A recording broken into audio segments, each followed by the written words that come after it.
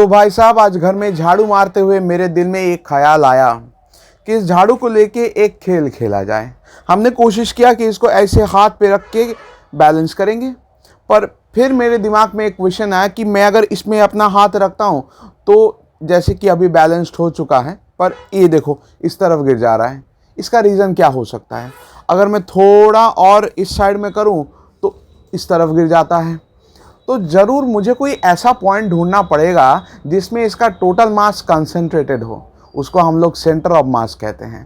तो इसका centre of mass कहाँ होना चाहिए? लगभग इस जगह पे होना चाहिए, क्योंकि भाई देखो, इस झाड़ू का हर पोर्शन में मास तो सेम नहीं है।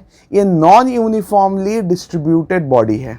तो इस पार्ट में जितना मास है, इस पार्ट में उससे ज़्यादा है, इसमें भी उससे ज़्यादा है, और इस पार्ट में देखो तो कहीं पे भी यूनिफॉर्मिटी नहीं है। तो हमने सोचा कि इस पॉइंट के रिस्पेक्ट में अगर रखते हैं तो शायद ये बैलेंस हो पाएगा। फिर भी एक तरफ झुक ही जाता है। अब देखो थोड़ा थोड़ा बैलेंस, अरे अपना बैलेंस बिगड़ रहा है। इसको बैलेंस करने के चक्कर में सर्कस में काम कर सकते हैं नाउ। अब दूसरा क्वेश्चन आता है मेरे दिमाग में कि भाई मैं जब बैलेंस करने जाता हूं तो मेरे को दिक्कत जो आता है कि इसका ये वाला पोर्शन इस तरफ झुक जाता है, कभी ये वाला पोर्शन इस तरफ झुक जाता है। तो फिर मेरे मन में एक जवाब भी आया, सिर्फ क्वेश्चन नहीं आता है, जवाब भी कभी कभी आ जाता है कि भाई मास है तो वेट ज़रूर होगा। तो अगर सेंटर ऑफ मास है तो सेंटर ऑफ ग्रेविटी भी होना चाहिए। तो सेंटर ऑफ ग्रेविटी क्या है? जैसे कि इस जगह पे ग्रेविटी का तो कोई चेंज नहीं है, हर जगह पे ग्रेविटी यूनिफॉर्म है, तो उसमें ग्रेविटेशनल एक्सेलरेशन भी सेम होगा।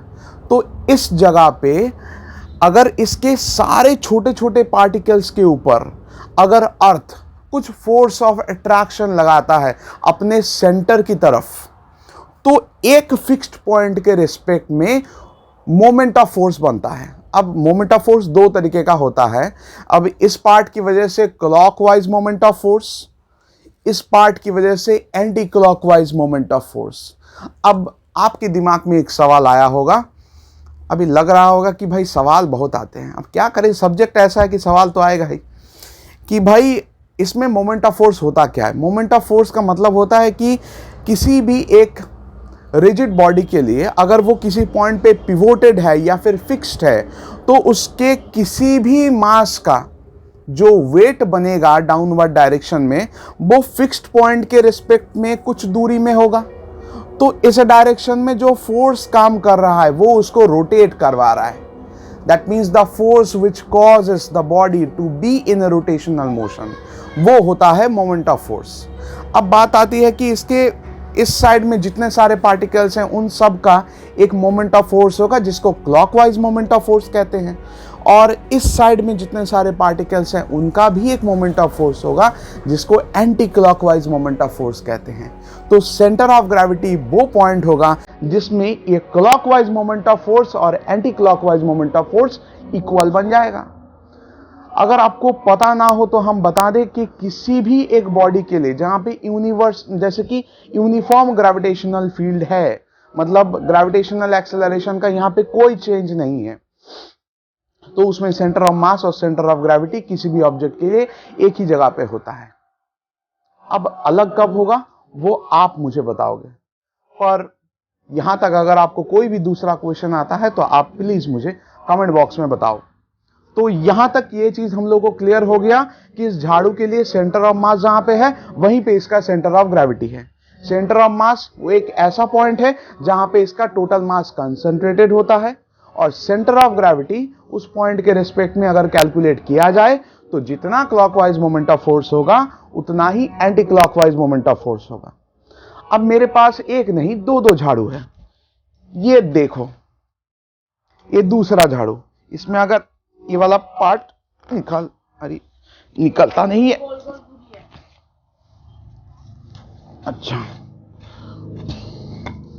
निकल गया, इसमें भी निकल गया। नाउ ये एक रेगुलर बॉडी है जिसका देखो कि इस एंड में एक लगा हुआ है ऐसा कुछ जिसके रेस्पेक्ट में ये वाला पोर्शन रहता था, इसको लाने का मतलब यही है कि पिछले वाला तो नॉन यूनिफॉर्मली डिस्ट्रीब्यूटेड बॉडी था जिसमें मास अनइक्वली डिस्ट्रीब्यूटेड था, पर ये यूनिफॉर्मली डिस्ट्रीब्यूटेड बॉडी है। अगर इसके इस पार्ट को थोड़ा सा नेग्लेक्ट कर लो तो इसका जो सेंटर ऑफ मास होगा that should be the geometrical centre. इसको बता सकते हैं कि इसका लेंथ अगर मान लो कि हम लोग मान लेते हैं कि 1 मीटर या 1.5 मीटर है, तो उसका जो मिड पॉइंट बनेगा वही उसका सेंटर ऑफ मास, वही उसका centre of gravity. Regular bodies के लिए जिसका एक परफेक्ट ज्योमेट्रिकल शेप होता है और जिसमें मास यूनिफॉर्मली डिस्ट्रीब्यूटेड होता है, उसमें सेंटर ऑफ मास और centre of gravity find out करना बहुत आसान है।